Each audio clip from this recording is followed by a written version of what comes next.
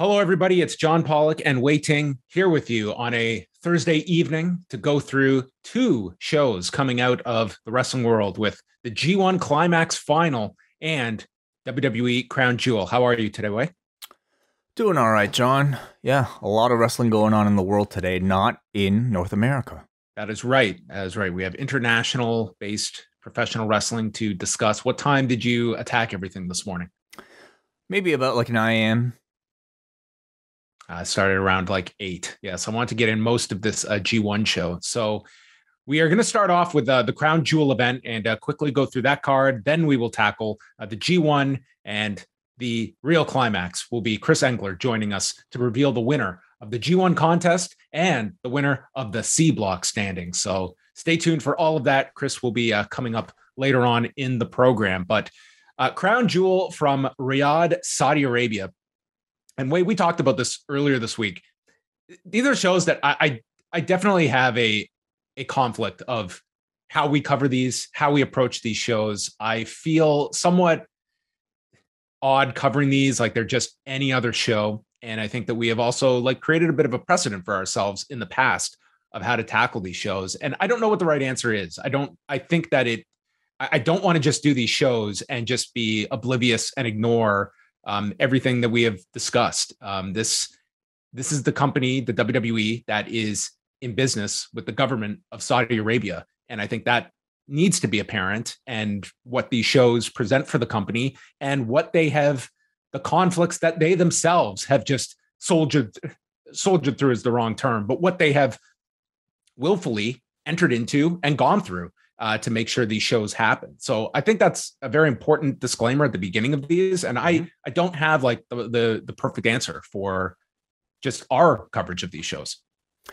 Well, at least for me, I feel like we have to at least have a conversation about this. I mean, considering the fact that we haven't had one of these shows in quite a while, and to just kind of enter into it as a discussion about any other pay-per-view feels definitely odd. So at least talking about it now, I think, is important. It's important to understand why these shows are occurring. This is a case of sport washing by the Saudi Arabian government, using a very international brand name with great recognition in the WWE to try to promote this government as one that is very internationally friendly. And obviously it is a commercial, and I think it's very hard at different points. Like, we had the first show of this 10-year agreement. That was the one in April of 2018. And that was the one where I think people went into it and it didn't really hit them until the show, when you heard of people that were not able to be on the card, what the content of the show was that was very much pushing, it was very much the government that was, you could see what it was. It was very transparent on that first show. And then I think the peak of it all was later that year. It is exactly 1 month to the day of Jamal Khashoggi's murder that WWE goes through when other companies were stopping the idea of going to Saudi Arabia. WWE did. And that was a show that I think that was the greatest amount of scrutiny that they received. And on this one, I mean, we saw a lot of, WWE involved in various events around town. I think it's very difficult to watch it knowing that history, and we're watching a Be a Star campaign on this as well. When you're talking about some of these actions, I think it's very difficult. Some people can just turn that off. I'm not one of them, and to be honest, I don't know how many people that are watching these shows, they want to hear about that stuff, but I don't think that means that just means we go hands off and ignore it either.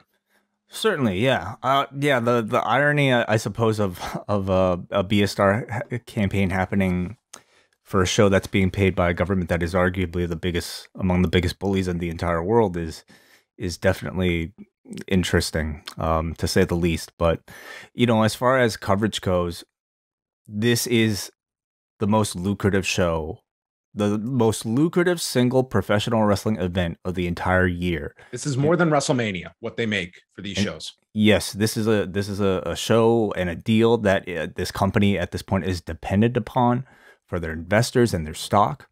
And as a result, it needs to be covered. Now, we're going to be covering the events of this show based on the effectiveness of the entertainment value and the performances of the wrestlers. And I almost consider that, I try to consider that a separate conversation with separate sort of critiques. But we definitely encourage our listeners and ourselves as we go through this discussion to completely not lose sight of the context in which all of this is being presented. Certainly. I think that is well said. And it is, I mean, listen, there are many people that will look at this show of bringing WWE to a fan base that does not get WWE. And this is not a commentary on the fans that have every right to go and enjoy themselves. Clearly did on this show. This was, I would say, easily the most excitable and loud crowd that they had during these Saudi Arabia shows of the ones since 2018 that have been televised. It was a very energetic crowd for the majority of the show. It was a great crowd tonight. Yes. So with all that said, we are going to go into that, but I just think it's important to kind of address that at the beginning. And I think it's going to be something we continue to battle with about just what is the proper amount of coverage for these, and the type of coverage maybe is putting it better. Yeah, I certainly don't love the circumstance in which these events are occurring. I don't know how anybody can, but that to me, like, it doesn't necessarily have anything to do with the efforts of the performers and the enjoyment of the crowd that went to the show to be entertained. Right. I think you can keep those two separate. So anyway, we went through the kickoff show for an hour here, which was mainly highlighted by the Usos against Cedric Alexander and Shelton Benjamin. Michael Cole, Corey Graves, and Byron Saxton were on commentary for the duration of the event. Fine opener here. They went 10 minutes, 39 seconds. I guess the only noteworthy fact is you had two, in theory, heel tag teams paired with one another, and the crowd easily taking to the Usos as the baby faces, and they worked it as such with the heat on Jay for most of the match, and then Jimmy and Jay hitting double super kicks, ending when Jay hit Alexander with the Uso splash in 10 minutes and 39 seconds. It was not billed as a title match, and you have teams on separate brands. So a bit of an odd pairing, more so than anything. But the Usos were kind of default baby faces here, even though they would be involved in the main event in a heel fashion. Just seemed like an extra match that they decided to throw on this card just because. Yeah. But, you know, the Usos are the bigger stars here, and they are the champions, so it made sense that they would go over. There's really one other interesting fact about this kickoff show where they started, and credit to John Cena for alerting me about this, but they started off the kickoff promoting Roman versus Brock as a no DQ match. We even saw a graphic listing as such. And then midway through the broadcast, you had Kayla say, they decided against it. Yeah, they decided not to take the stipulation, so it's no longer a no DQ match. So that was incredibly odd, you know, for a show that I wonder if they're even pre-taping these like kickoffs, but maybe not. Yeah, it was a very strange moment. They also tacked on a Falls Count Anywhere stipulation for the no holds barred match between Bill Goldberg and Bobby Lashley, which I guess they agreed to that. They did agree, yes. Because they stuck to it. Yes. The show proper opened up with a pyro display that would certainly put a dent in the next earnings report. This pyro budget on this show had to cover at least one of the release cycles over the past year. How do you make a show seem big? Pyro, explosions, Fire. Stipulations, galore. Yeah. That's what we had on this show. Pretty much there was either a stipulation or stakes attached to every match on the show, I guess, except for your kickoff and Mansoor and Ali. Everything else had something attached to it. Oh, it really was a Mania level show. Yes. And we started with kind of your just a Mania level, like Hell in a Cell here with Edge and Seth Rollins. Interesting placement here. Jessica Carr was the referee here, and all of the women had pretty similar wardrobes where the arms were covered. The women in the three-way we would see later in tights, and they all had their custom t-shirt with long sleeves. Yeah. So I understand, like, I don't know the specific sort of like negotiation or the dress code there, but I believe like at least the idea is to like keep the dressing to modest levels. And I suppose that means, like not having sort of skin type revealing types of, I don't know, upper body wear.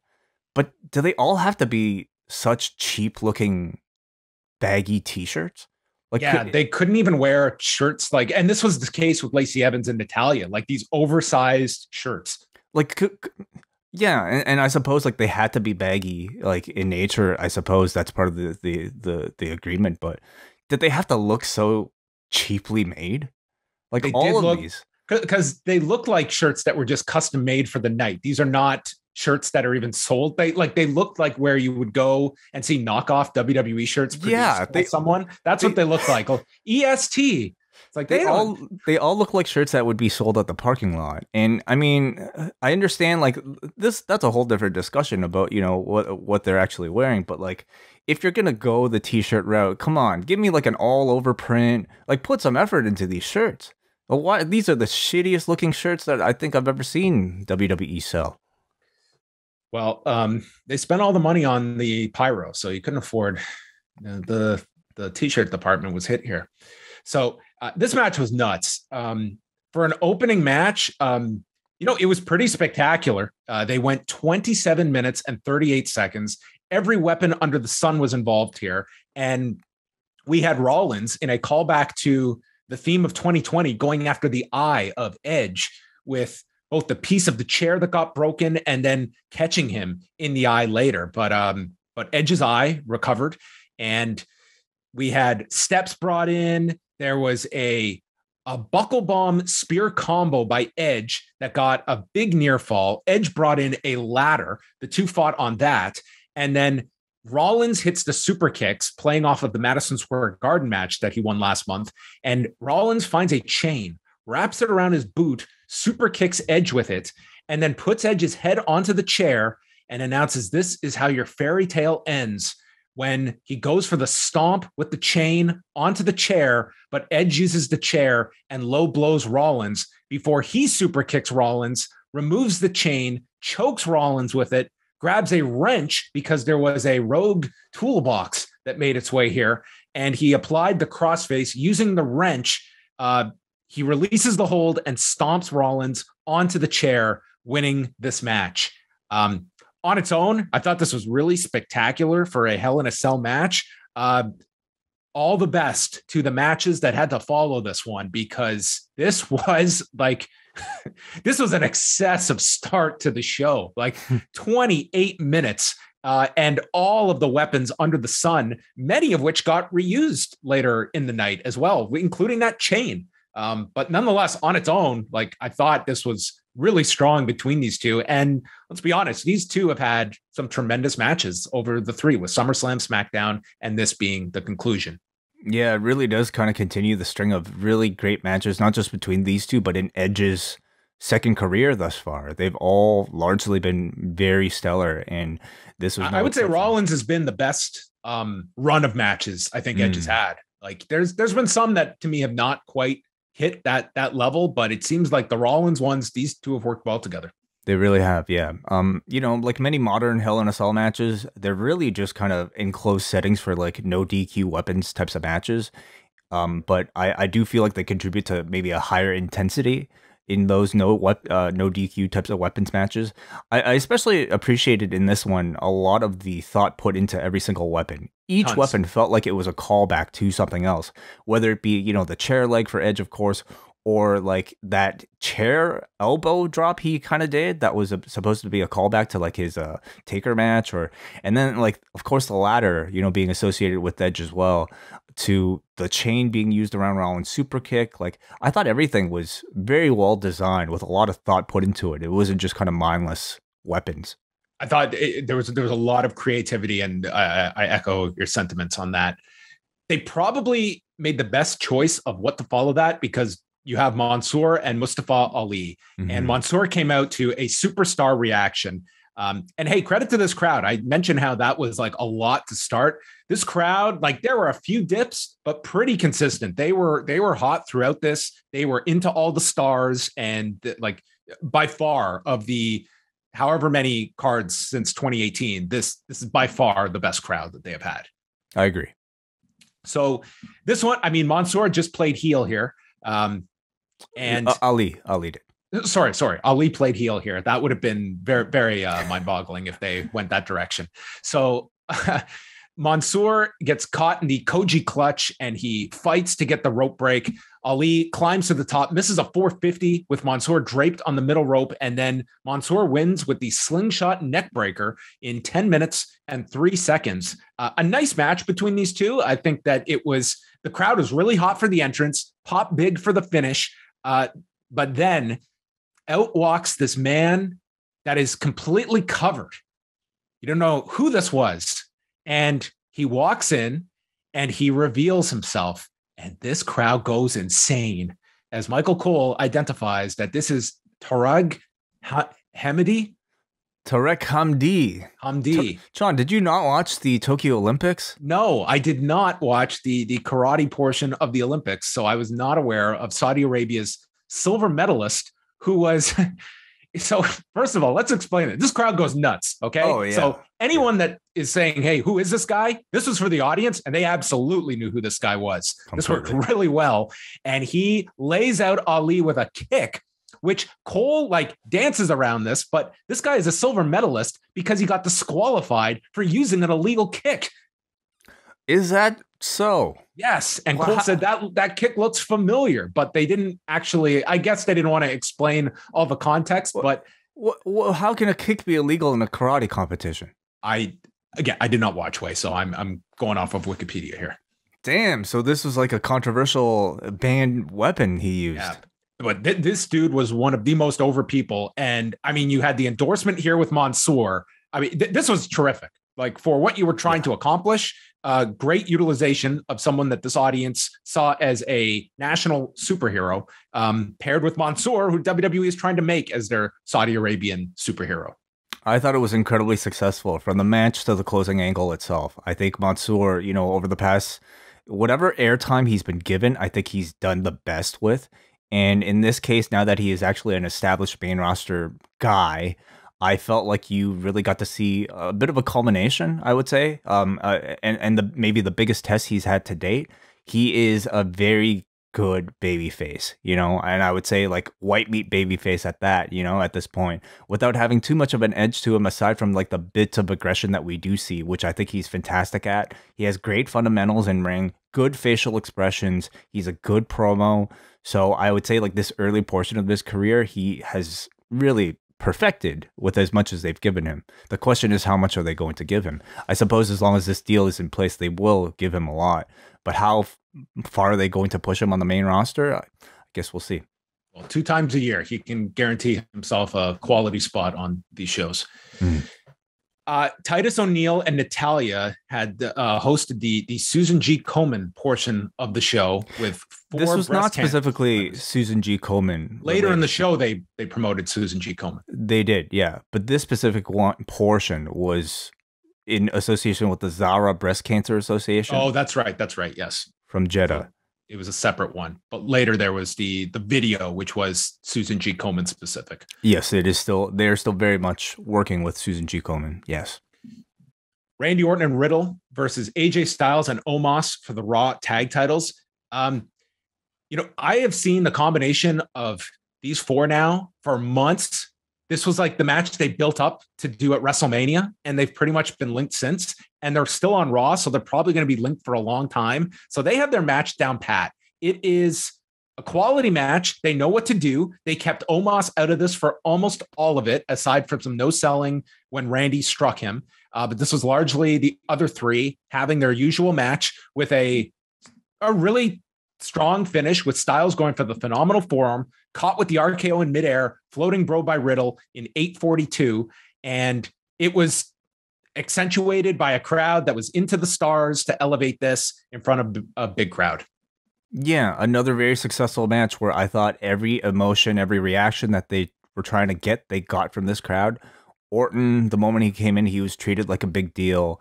They managed to really set up a nice little interaction between him and Omos when the two of them were in there. I mean, the big key in this entire feud is how well they've been managed to protect Omos and have been able to make him seem like a bigger star despite having very limited in-ring experience and limited, tools for his in-ring abilities. But every time he tagged in, this crowd looked at him and treated him like a big star. Really great looking RKO out of nowhere to counter that phenomenal forearm.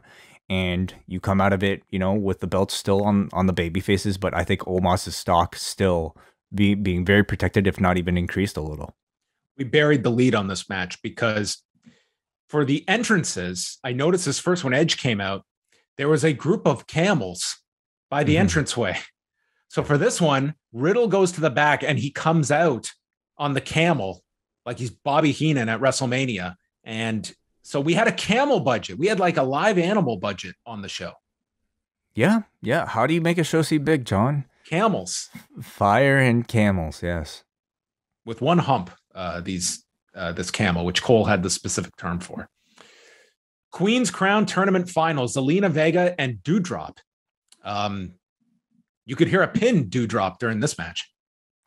It was certainly the quietest the crowd had been. And, maybe we would have suspected it looking at this card up, top to bottom without the Queen's Crown sort of stipulation. I mean, it was probably the lowest in star power of any of them. I mean, the good news is if you are tabulating, this was by far the longest match of the whole tournament. Coming in, they went Broadway, 5 minutes, 50 seconds, ending with Zelina Vega hitting a code red. I don't have a lot of, strong points to make about this match, but of what it was wrestled as, like they hit their stuff. It was fine. But this was probably the weakest match on the show. Probably, yeah. Crowd was not there for it, unfortunately. I mean, compared to this was a really stacked show, and again, in terms of star power, this was very low. The tournament itself was treated with very little importance on the TV show itself. I was, as were the brackets. Like this was, and you could say the same for the King of the Ring. Like these were not tournaments where big stars were put in them.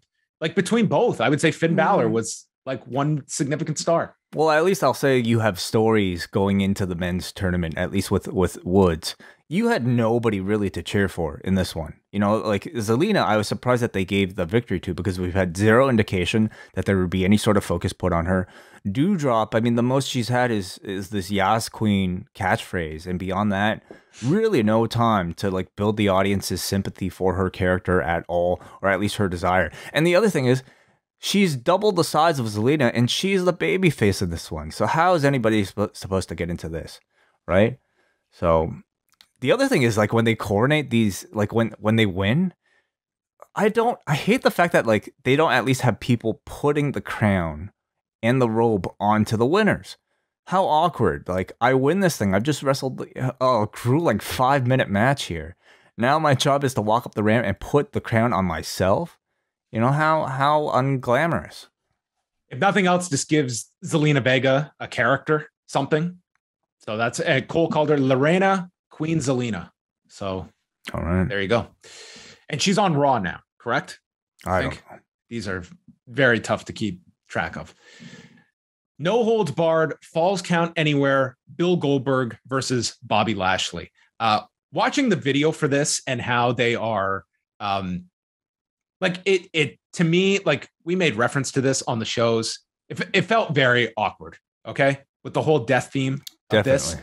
And even one of the lines, I don't know what it was said verbatim, but this is the kind of scenario or place you want to take this match, meaning the no holds barred match, but certainly has a double meaning here that I felt it was very awkward. You think it's intentional? Part of me somewhat, the pessimist, kind of does, because this could have been built up easily as just a grudge match without invoking death as such a prominent theme to such a ridiculous degree as they did. I would hope not, but it's either way, it's incredibly tone deaf. Absolutely. And like at best, it's tone deaf. At worst, it's incredibly offensive. Yeah, I don't doubt there are several people beyond us watching a show like this having the exact same feelings, whether or not intended. when threatening to kill used to be one of the things that was not WWE. That was like an edict that you did not wish upon to build up heat. So Lashley wraps his hand in a chain before the match begins to attack Goldberg and get the heat, and cuts open Goldberg's head. The announcers noted that it's so heated between the two, they had to fly on separate flights over here. And then it's Lashley attacking the knee that Goldberg had mentioned in the promo that he had to get surgery on. So Lashley misses a spear, crashing through a table in the corner. So Goldberg limps away, hits the spear and jackhammer, but the gloves are off and he's not done yet. He puts Lashley through the barricade with a spear. Then he fights him up the ramp and tries to drop the steps on Lashley's head. Lashley gets out of the way. And as Lashley is retreating up the ramp, Benjamin and Alexander come out with kendo sticks. They're taken out by Goldberg, who uses the kendo stick on Lashley. And then for the major spot of the match, he spears Lashley off of the ramp. And this was not a small drop. They go off the ramp through these set up tables on the floor, and Goldberg pins him in 11:25. This is Goldberg's longest match since Brock Lesnar in 2004. And I have to say that they pulled this one off. I think the best you could have hoped for, with a pretty ambitious ending for a 54-year-old in Goldberg and Bobby Lashley, who is not exactly the youngest dude either. This was a pretty ambitious spot to book for these two, knowing that Goldberg's matches have been kept short for a reason. And this guy is, working with this knee as well. I thought it was an incredibly successful Goldberg match with a lot of bells and whistles attached to it. I think at this point, we know what Goldberg at his age has to offer, but they maximize that value. I mean, really, this match with Lashley immediately attacking him with that chain gave Goldberg the chance to just kind of lay low and rest for the first half of this match, and just sell. And when it was time for him to come alive and to get his big comeback, you did the jackhammer relatively early, 2 moves in for him, so that he had his full energy. And then the rest of the time was like, some more bells and whistles, spearing the guy through the fence or the barricade. And then, walking your way up towards the ramp for that big final spot. The pacing of it was great. The intensity was kept up. The crowd was there for the entire thing. And it built up to a great culminating final spot that looked really good and was very well planned and created. So a very successful match, I would say. Yeah, it was stronger than I thought that they would give Goldberg this win and just destroying this guy. But I mean, kind of what they gave Lashley at the end was they showed him leaving on his own power, walking out here. But this was a strong win for Goldberg. You kind of had to. I mean, given the story, right? I mean, with the threatening of the kid and all. Mm-hmm. So this was the climax of the program with those two, and Goldberg. I could see a rematch. You think so? For what reason? Was this already the second one? Did they do this? They did SummerSlam. Oh, you're right. Then never mind. Finn Balor, Xavier Woods for the King of the Ring crown. They had a really nice match. I thought like this was, you had the two baby faces, so you didn't really have the dynamic of the heel. It's just two guys with mutual respect. Balor fired up with, the sling blade, shotgun, but then misses the coup de grace. Woods uses a Magistral cradle and then this gourd buster onto his knees and then hits the big elbow drop, which looked great, and pins Balor in 9:37. And really the high point of this was Woods putting over this win. He was elated. I thought this was like the best reaction to winning the King of the Ring. Then I saw Kofi Kingston's reaction video that he shot watching this, and he lost his mind. So Xavier Woods is your king. Nice match, I thought. I don't think it got to the level of great, but it was good match. And Woods, it was I think the one match where people had like a vested interest in seeing this guy win, and it was the big swerve. They gave it to you. Swerved me completely. Oh my God. The babyface you've been pushing the entire time actually wins the tournament. I couldn't believe it. But he's the lone guy in this entire thing with like Queen's Crown and King of the Ring, with any sort of storyline, any sort of time and attention where he actually conveys his desire to win this thing. Have we heard from Finn Balor once why he would want to win a King of the Ring? it's meaningless to him. Like, it's meaningless for most of the people who are participating here, except for Xavier Woods, who treated this entire thing as if it was his WrestleMania. So I'm really glad that they followed through. I mean, it was very clear to this audience who I think, you know, they wanted to win. It was the only guy really to cheer for. I found it interesting to see Balor like work as a babyface going up against a bigger babyface here, because Balor didn't so much change his style. Because Woods was such a bigger fan favorite, all he had to do was just dominate the match, and the crowd was going to be on Woods' side. So they gave us a straight up babyface story here. I can't believe it. Yeah, I mean, that was the stunning part, was just how clean this was and how the finish, it was the right finish to do. They went with it. Big E, Drew McIntyre for the WWE Championship. So I thought they had a really, really nice match together. I thought this worked really well. Early on, it's Drew that's in control. Each are delivering belly to bellies to one another, and Drew got to kick out of the big ending early. Then after that, he goes for a big ending off the second rope. That gets blocked. Big E teases the spear off the apron, and Drew cuts it off with the Claymore for a great near fall. And McIntyre tries his own version of the big ending. He gets cocky. This was right out of the Tetsuya Naito playbook. And instead, Big E counters, hoists up Drew, and hits the second big ending of the match to retain it in 13:25. Didn't overstay its welcome. And to be quite honest, I think if these two were staying on the same brand, you could have extended this. I thought they worked really well together. I like this match a lot. I think so too. Yeah, it was a very satisfying match, you know, with a lot of big boos. Both men looked really strong throughout it. In fact, I felt the crowd almost like side even more with Drew than Big E throughout. And that's somewhat understandable given, like, you know, Drew, I think, has been pushed on top a bit longer. But Big E needed this win, of course, you know, starting off his run. And it was a very strong one, but one that also, I think, kept Drew, you know, like, Drew is a clear number 2 now, but I mean, he can very well move back up to number 1 because he's moving on to a different show. So them doing the mutual respect angle at the end, I thought worked out really well. Becky Lynch, Sasha Banks, Bianca Belair for the SmackDown Women's Championship, 19 minutes and 23 seconds. This was like a really, you could see, involved match when it came to the layout, the three-way spots. I mean, they had a lot of complex stuff that they went through here and came up with all these different ideas. Like, you could just see lots of stuff obviously thrown against the wall. I would say some of the big takeaways, this crowd saw Becky Lynch as the big baby face in this match. Lots of chants for her. I love some of the spots they came up with Bianca Belair, including this one-arm military press to Sasha Banks. That was the most impressive visual on this show. Yeah, and I think anybody who knows how military press works, I mean, knows that this is impressive nonetheless. It is, but like the fact that she could even do it though and smile and look as if she didn't have to do much lifting at all, like that is still legitimately very impressive. So yeah, it was a great spot. Yeah, that looked great. I mean, there were just so many spots here. Like, this was not the traditional WWE three-way where one gets knocked out, the other two have the match. Like, there was constant exchanges, breaking up of holds.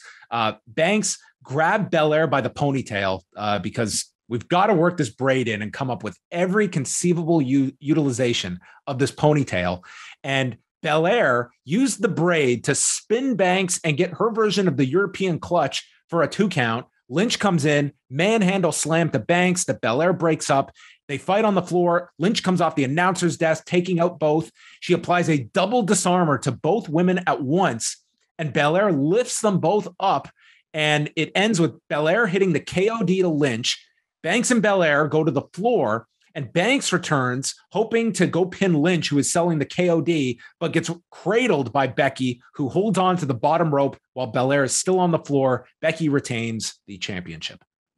I thought this match was great.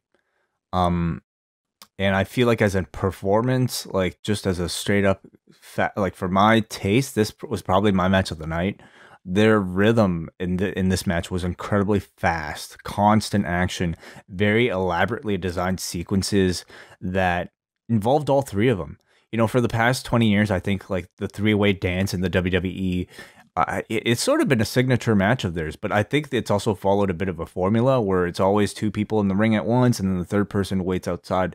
This really wasn't that type of match. This one involved all three of them constantly throughout the entire thing, doing some very creative spots. All three of them looked incredible, but in particular, I felt like the two baby faces in Sasha and Bianca both definitely shined the most for me as an in-ring performance. But, as far as like the top, like we definitely wish the Queen's Crown and like the undercard of the WWE's women's division could receive a lot more than they have. But at least as far as the main event mix goes between Charlotte, Bianca, Sasha, and Becky, they are on fire right now. Over the past week, these matches these four have been able to put out. If Charlotte Bianca had a better finish, I mean, I think we'd be giving a lot more reference to like the output that they've had in less than a week. Right. Starting from Friday until now, all three of those matches have been. The finish did erase the match, unfortunately. Yeah, but they're all amazing performers. And in theory now, the focus for the next 4 weeks is going to be Survivor Series, where I would hope they have a creative way to settle the championships being on opposite shows. There's a natural way to do that. And Becky and Charlotte is the one combo we have not seen over these last couple of weeks. We have not seen a singles match, I believe, between them. So you can build towards that. And I mean, on the one hand, it's like this Queen's Crown, it should establish a contender, but I don't know if people see Zelina Vega at that level. That's a big drop from what the championship picture has been, but that should be what the tournament is used for. Reigns and Brock Lesnar for the Universal Championship. This is their first singles match since SummerSlam of 2018. And the crowd is just electric for this match. They saw this as the big match on the show. So great atmosphere for it. And Reigns is avoiding suplexes early on and just grabbing onto the rope, trying to avoid. So when Lesnar finally hits one, the crowd was that much louder after Reigns had tried to stop it. Reigns then charges Lesnar into the post, and sends him to the floor where he hits a huge tope, laying out Lesnar. And back inside of the ring, he hits the Superman punches, sets up for the spear, but Lesnar with a leapfrog. Reigns runs into the corner, missing Lesnar, and Lesnar hits an F5 for a big near fall. This is like 8 minutes in. So you know that this is kind of the pace we're going at because we're not going long. We're here for in and out, have a strong match in the time allotted. He goes for another F5. It's countered with the guillotine, but Lesnar breaks out of that. And as Lesnar goes for yet another F5, this time he takes out referee Charles Robinson with Reigns' boot nailing him.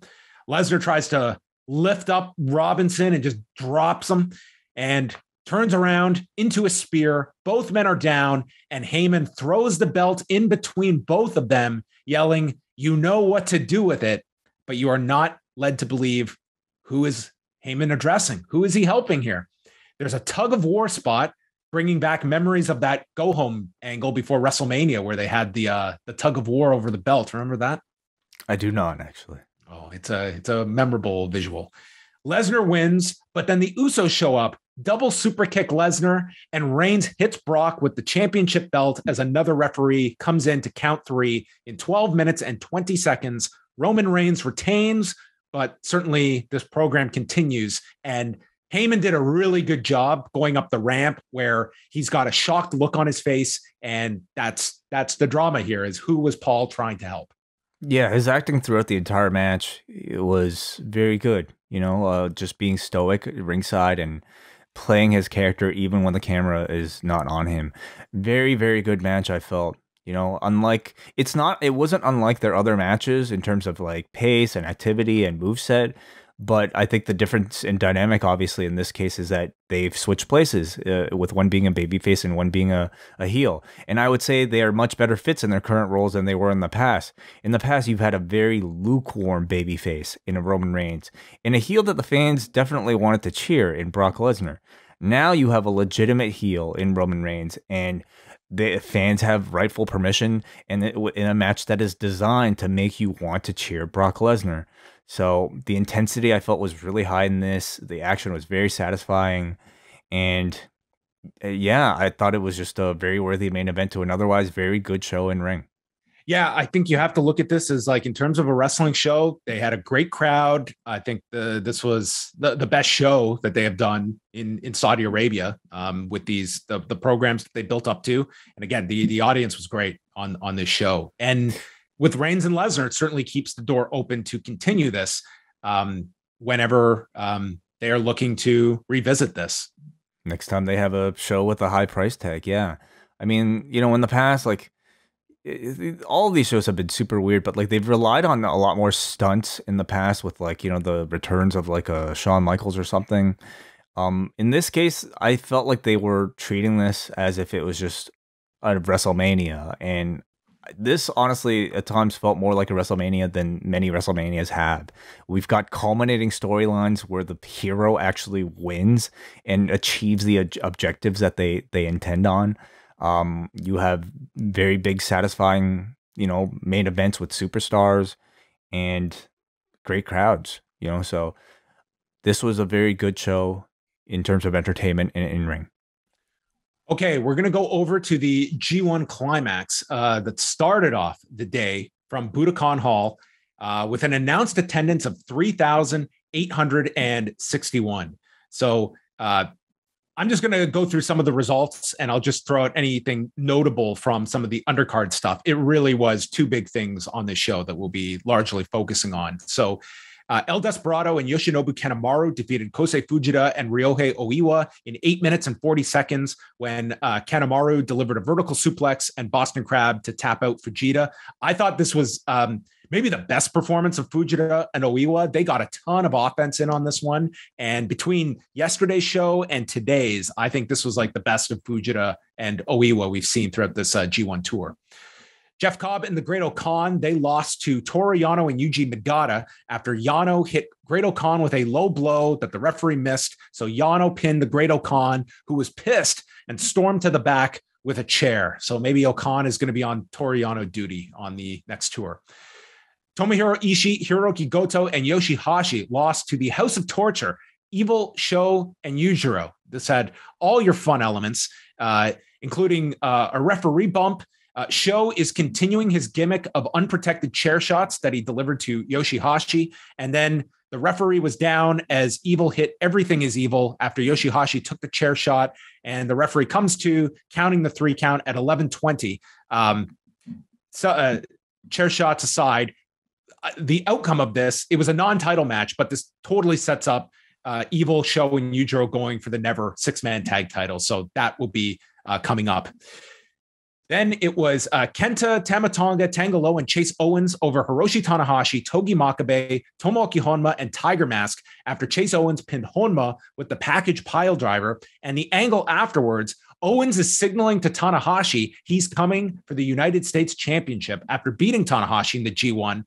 But then Kenta nails Tanahashi with the U.S. belt, and the two argue over who's going to go for Tanahashi's belt first. And Chase Owens concedes, okay, you can have the first shot, but then it's my turn. So it looks like we're going to get Tanahashi and Kenta first, maybe as early as Power Struggle, because their next tour starts on Sunday and Power Struggle is on November 6th. So it's right around the corner. And I imagine we'll get the full card in a couple of days, but it looks like Tanahashi and Kenta at an upcoming date. Yeah. Owen says he was going to go back to the US first. That's where you would think that would take place. I don't see Tanahashi and Owens on a big show in Japan. Yeah, who knows? But then Zack Sabre Jr. comes out, and everyone is wondering what is Zack here? He is not listed on the show. And with that, Katsuyori Shibata enters Budokan Hall, and Kevin Kelly and Chris Charlton, who were reacting completely organically. This was not on the run sheet. So this was kept very quiet, I guess, with those that needed to know. And it is announced that Katsuyori Shibata, unannounced, is going to have a 5-minute exhibition match with Zack Sabre Jr. And this place just lost it. Specifically an exhibition match under UWF rules. Right. That's what they stated on commentary. I mean, this was really just a grappling match. We weren't doing any kind of points or anything like that you associate with UWF. Is there a way of saying this was a grappling exhibition, basically? Yeah, that's what it was here. It was incredible to hear Kevin Kelly and especially Chris Charlton react to this, that you could tell was just a natural reaction of like, what is going on here, and figuring it out in the flesh. Like, oh my God, he's wrestling. Yeah, I mean, if they did know, then the acting was superb. They did not know. Oh, so okay, yeah. Well, incredible. I mean, incredible that it happened the way it did. And I think, Chris especially conveyed the enthusiasm that everybody around the world was feeling, seeing this moment unfold. It was just like, on a show where I feel like so much has been predictable in New Japan, to all of a sudden get something so out of the norm like this. Not just the return of Shibata, but Shibata in a exhibition grappling match. It feels so unlike the New Japan Pro Wrestling playbook of late. It was a wonderful moment. Yeah, I mean, you just got the two. They just start grappling, and pretty much everyone's just in this fog of watching Katsuyori Shibata perform here. Yeah, just to see him perform. Zack came out twisting the ankle. There was a head scissors spot where Shibata did a headstand to escape right out of the Tiger Mask Dynamite Kid series. Each are just working for chokes. And before you know it, the 5 minutes is up. And Kevin Kelly had the best line here where he said that Shibata wants more time. Don't we all? It was a great, great line from Kevin Kelly here. And then Shibata just addressed the crowd, thanked Zack, and said that next time he's in this ring, it'll be for a match, and took the big back bump just like he did at the finals in 2017, the I'm Alive moment. This was totally unexpected. And I would say this, we have, for all the wrong reasons, the other big story on this show, but this was the feel good moment of the show. And the feel good moment of professional wrestling today, if not this entire week. If not for some people, maybe a bigger scope than that. This was wonderful, dude. Like, and it didn't matter who won or the fact that we didn't get a winner. It was just more so the fact that we got to see this guy perform again. And I think the idea to do this, I would assume probably largely came from Shibata, who I think, from what you could tell, has desperately missed simply performing in front of a crowd. And I felt like the idea to do it under these UWFI grappling rules is absolutely brilliant. I would assume on a daily basis, he probably takes risks bigger than this, like just in the dojo. But to keep it just to, straight up grappling and beautiful grappling at that, it was a wonderful way to, and to me, it completely changes the game. Like, how many people do we know that, might have these sort of unfortunate concussion injuries that have prevented them from continuing to, wrestle again? There's a style of performance that's available out there via this, via what we see in Bloodsport, that allows these guys to have performances without too much risk there's definitely still risk, but without too much risk to their bodies. And Shibata completely falls in line with that. I have no doubt he probably handpicked Zack Sabre Jr. as his opponent for this type of match, and you probably couldn't have asked for a better person. And when it comes to like this sort of wrestling, it's not really just the technique, but it's also the art of conveying the pain and the torque and the submission as well, of which both these men are completely excellent in. So my only, sadness was the fact that this was only 5 minutes, because I think you could tell everybody, including the performers themselves, wanted to go at least 5 more, if not 15, if not 20. So Shibata says he's going to like come back in a wrestling match. I mean, that remains to be seen. To me, it feels a lot more like wishful thinking, but it could be the start. But if not, I would love to see this again. Yeah, I think that's the other side of it, is that you come out of this, and I think people have to really realize just how significant that head injury was in 2017, and that he has not done a match since then, and clearly wants to. And they've kind of teased this, like when he did the big brawl with Kenta. You had those hints. Did they tease it, or did he tease it? Well, that's what it comes down to, is Shibata. I mean, how much, he is pushing for this versus what New Japan, obviously they were comfortable enough to allow this in a very protected style of exhibition, that there was not going to be any kind of trauma to the head or any kind of risk that you're going to run into in something like this. But you're left with the want of seeing this guy. I just unless this guy is healthy and he has doctors that are clearing him, I think people have to like temper expectations. Like that was a very serious head injury that he sustained. Yeah, you know, like if there's anything we've learned this year and from years past, I mean, it's never say never in this industry for these sort of comebacks. So I think we all hope for the best. But let me just say, like, if this is allowed, I really do hope they run with it. My suggestion: give him the King of Pro Wrestling Championship. Take it from Toru Yano, and every match that Shibata has, make it he's allowed to pick the stipulation. You make it one of these great exhibition matches. Puts him on the show, gives him a belt, allows him to play storylines, cut promos, and gives one of these great matches that breaks up some of the monotony that we've seen for so long on these New Japan shows. It's pro wrestling. You can come up with different ways to utilize. Like if you're comfortable enough with Shibata in this kind of style that he can do these.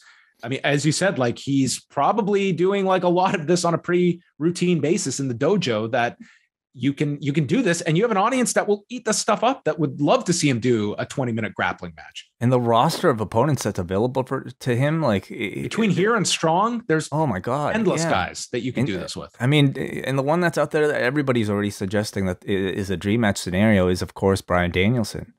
So who I think has been signed up for about 5,000 matches from now until the end of his career.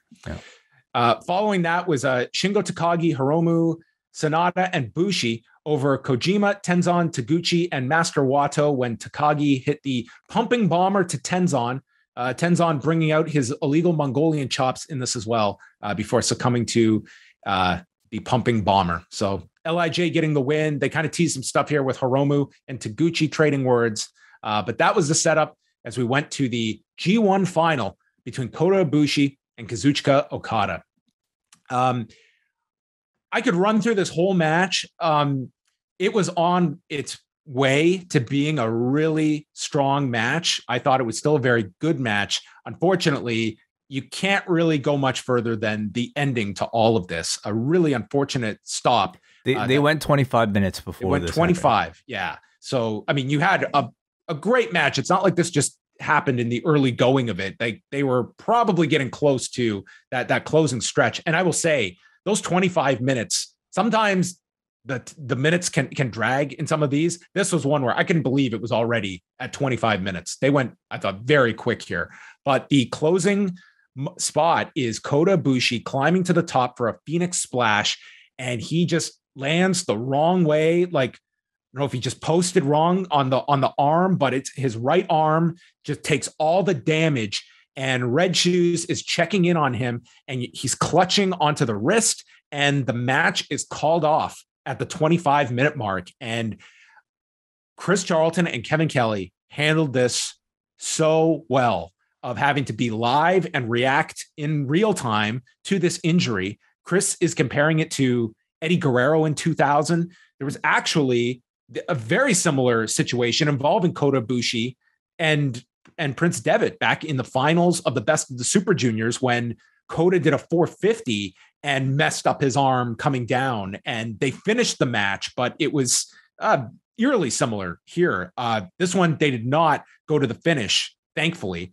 We always talk about like these big kind of matches like this. You could see it was a bad state when Kota could not move for a long time. He was pretty stationary. I thought it was handled very well when Chris said for the cameras to maybe just lay out here and not try to show the doctor working on him. It was just like, this was like a real sports moment where you had to just react in the moment, and everyone was concerned for how bad this was, especially given Kota Ibushi and what this guy has put his body through, what he has worked through, that for this to bring, this was not him protesting the end either. Like we don't have an update on the severity of the injury, but it has to be not good. Especially given the circumstance. This was not just any G1 match. This was the culmination of a month-plus long tournament in the main event in the Budokan. So if somebody as tough as Kota Ibushi is willing to have a match end, then it had to be incredibly serious. It was probably the most chilling end to a G1 tournament like there probably has been. Just the visual of like Okada laying in the corner, completely like face blank as his music is playing in the background, declaring him the G1 victor. I feel like this was unfortunately, a G1 that will be remembered for all the wrong reasons. But it's a sobering reminder that this is a high risk athletic activity. And I'm very, at least, happy to see that we are putting the safety of the performers. In this case, there probably wasn't much of a choice. But in this one, it was pretty clear, but still, it's not like Red Shoes was hesitant. He was very quick to call for the bell. And we always talk about like what happens when it's the biggest match going and there is a problem to a performer. And we're going to talk about this next week with WrestleMania 19 and Brock Lesnar with the shooting stars screw up. And they continued and had to get to the finish. And I would hope in today's day and age that would not be the case. But in this one, like there was no controversy here because there was no continuing for Kota Ibushi, and there was no hesitation on Red Shoes. Like to him, it's like, I don't care where we are, what this match is, what the booking is. This guy is not continuing, and they took care of this the way it should have been handled. The health of the performers takes complete precedent over any sort of script, no matter how carefully it's been mapped out. Now, thankfully, in this situation, it looks like Okada winning was the intended outcome anyway. Given like the Tama Tonga challenge at the end. Yeah. So I mean, at first though, you're hearing Okada, who's got to still do his speech, and his only focus is, this is not the ending I wanted. So he's pushing like, we've got to do this again. Me and Ibushi have to have another match. And you're starting to wonder, like, is he just thinking ahead that if this is something that hopefully is not a serious injury, that they can do this rematch? But you're right. Immediately after, backstage is the angle with Tama Tonga, and like it certainly, I came away with this with the assumption that Okada was winning this, but I cannot say 100%. No, we can't. But I would maybe a bit safely say, and I would also safely say that no matter what, Ibushi was probably going to be involved in that top mix anyway. Probably they were intending on this being a very close affair with, Okada ultimately coming out the victor and probably challenging for a rematch at some point anyway. But with the circumstance of this, I'll also say, I don't know if there's a better person to put in this situation to close out such an awkward, sad, bittersweet situation as a Kazuchika Okada. I don't understand Japanese, but I think the poise and the delivery in which he gave this final speech and what he was able to say to wrap up the situation involving, the not ignoring the accident, but making mention of it. I thought he gave this crowd like a bit of a feeling of, celebration when there really wasn't much to be taken from, but also hope, for a future outcome. So do you want to talk a bit about what Okada actually said here? Because I found that to be pretty interesting. Right. So after the Tama Tonga involvement, he did this whole speech, and essentially he is stating that the IWGP heavyweight title doesn't exist any longer, and he's trying to position like the G1 champion as equal, if not above, the status of where Shingo Takagi is right now, almost very dismissive of Shingo Takagi. And Takagi was on commentary, so they go back and just have it on him. It's very much like Okada is almost like creating his own championship that would put like 3 titles now into the New Japan universe between Takagi, Will Ospreay, and now Okada, which is interesting when we've got the 3 shows to book for January. Yeah. He made it seem like he wanted to retain, like he was still considering himself the heavyweight championship. So I don't know if he's going to bring back the old belt or what, but he's essentially kind of ignoring what Kota Ibushi did by separating the titles, and he's still like, it's their way of basically setting up, something for Wrestle Kingdom. And I don't know if this calls into question like Ospreay's status, whether or not he'll be able to make it for that or what, but man, 3 belts is a lot. Don't you think? Like if it is 3, so maybe they'll just keep it to these 2. I'm not sure, but there's some shenanigans here going on to fill these main events. Yeah, and not a whole lot of time. Like we're at almost the end of October, so I mean that those Tokyo Dome shows are going to have to start to have a pretty clear picture by the end of Power Struggle. I would think like that's a pretty big show to shoot a lot of these angles and see what the direction is. Because after Power Struggle, like you've got the best of the Super Juniors and World Tag League, and then we're right into January. I think it's pretty safe to say we're getting at Shingo versus Okada, at least for one of the evenings. Tama Tonga is challenging for the briefcase, it looks like, but I would imagine that's power struggle. Like, it looks like we're like, my guess would be Shingo and Zack, Tanahashi and Kenta, Okada and Tama Tonga. They teased the Never Six Man, which could be a Korakuen Hall show, or that might be too much for power struggle, but at least those top 3 matches I could see for Osaka. Yeah, we'll probably find out shortly. All right. That was the show.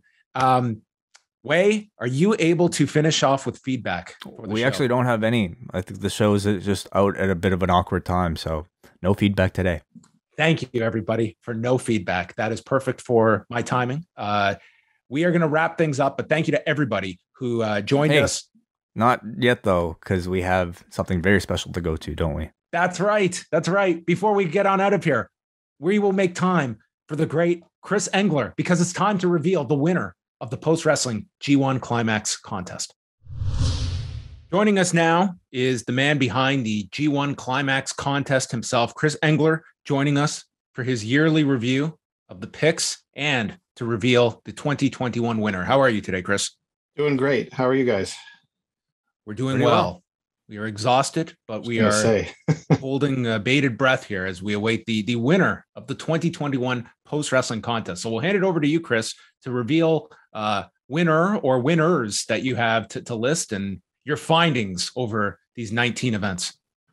Sure. So maybe where we'll start is the Post Wrestling C block, since that was very hotly contested throughout. So going into the final day of block matches, Kate from Montreal was well ahead, but there was a slim chance that Brad could score. If he had a perfect card, he would tie her on points and we'd have to go to tiebreakers. But unfortunately, it didn't end that way. So the top 3 in the C block were, in third place was Randobot with 53. That's the best Randobot's ever done. Brad the Archivist with 56, and Kate from Montreal with 60. So congratulations to Kate from Montreal for winning the 2021 C block. Very well done. Congrats. And decisive too. We didn't need any tiebreakers. No complicated math. A solid win for Kate from Montreal. And to go to the overall contest winner, there was just somebody that was Zach Smith had the lead from day 2. No one ever tied him or overtook him from that. But it was really interesting. I love diving into the stats and potential scenarios. Going into the final show, there was only one person that had a chance to beat Zach, regardless of the results were. And you can't make this up appropriately. That person's name that they submitted was I Fight Giants. And they needed to have Zach pick 0 correctly, then they would have to pick perfectly themselves, and then they would have won based on tiebreakers based on the number of perfect days picked. But Zach continued his winning ways. He did slip in the last 3 shows because he very impressively, up until about day 13, I think, he never picked less than 3 correct, which was pretty impressive. But he only got 2 correct for the last 3 shows. But the final standings were, in third place, I Fight Giants with 64. That person lost out on tiebreakers to RVD 311, who also got 64, but correctly predicted Okada to be the B block and overall winner. And then in first place, well-deserved, Zach Smith with 66 points, uncontested first place winner.